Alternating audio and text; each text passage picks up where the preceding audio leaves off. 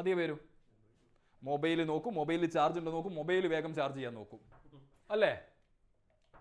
നിങ്ങൾ എത്ര പേര് രാവിലെ എണീറ്റ് ഉടനെ തന്നെ നിങ്ങളെ ചാർജ് ചെയ്യുന്നവർ എത്ര പേരുണ്ട്? എത്ര പേര് നിങ്ങളെ ചാർജ് ചെയ്യുന്നു? രാവിലെ ഏറ്റവും എണീറ്റ് ഉടനെ തന്നെ നമ്മൾ മൊബൈൽ ചാർജ് ചെയ്യല്ല വേണ്ടത്, നമ്മളെ ചാർജ് ചെയ്യണം. ആ നമ്മളെ ചാർജ് ചെയ്യാനുള്ള ഏറ്റവും വലിയ 2 കാര്യമാണ് ബിലീഫ് ആൻഡ് ഗ്രാറ്റിറ്റ്യൂഡ്.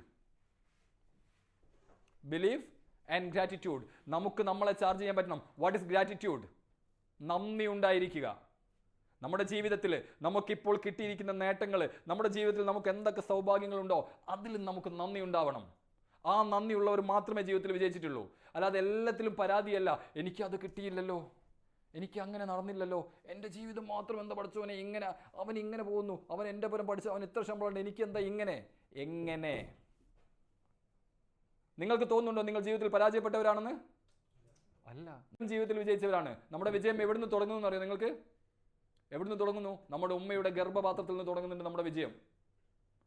ദശലക്ഷക്കണക്കിന് ബീജങ്ങളിൽ നിന്ന് ഒരു ബീജം ആരോഗ്യമുള്ള ബീജമായിട്ട് അവിടെ അമ്മയുടെ ഗർഭപാത്രത്തിൽ ഭ്രൂണമായിട്ട് ജനിക്കുമ്പോൾ ആ ഭ്രൂണം പൂർണ്ണ വളർച്ചയോടെ വേറെ അംഗവൈകല്യങ്ങൾ ഒന്നുമില്ലാതെ തന്നെ 10 മാസത്തിന് ശേഷം പൂർണ്ണ ആരോഗ്യത്തോടു കൂടി നമ്മൾ പുറത്തു വരുമ്പോൾ നമ്മുടെ വിജയം ആരംഭിക്കുന്നുണ്ട്. എത്രയോ പേര് പ്രസവത്തിൽ മരിക്കുന്നുണ്ട്, എത്രയോ പേര് വയറ്റിൽ തന്നെ മരിച്ചു പോകുന്നുണ്ട്. എത്ര ബീജങ്ങൾ പുറം ലോകം കാണാതെ. എത്ര കുട്ടികൾ പൂർണ്ണ അംഗവൈകല്യത്തോടെ ജനിക്കുന്നുണ്ട്. തലയില്ലാതെ, കാലില്ലാതെ, കൈയില്ലാതെ, ചെവിയില്ലാതെ എത്ര പേര് ജനിക്കുന്നുണ്ട്. അവിടെ പൂർണ്ണ ആരോഗ്യത്തോടെ, പൂർണ്ണമായ സന്തോഷത്തോടെ, പൂർണ്ണ ആരോഗ്യത്തോടെ നമ്മൾ ജനിച്ചില്ലേ? നമ്മുടെ വിജയമല്ലേ അത്?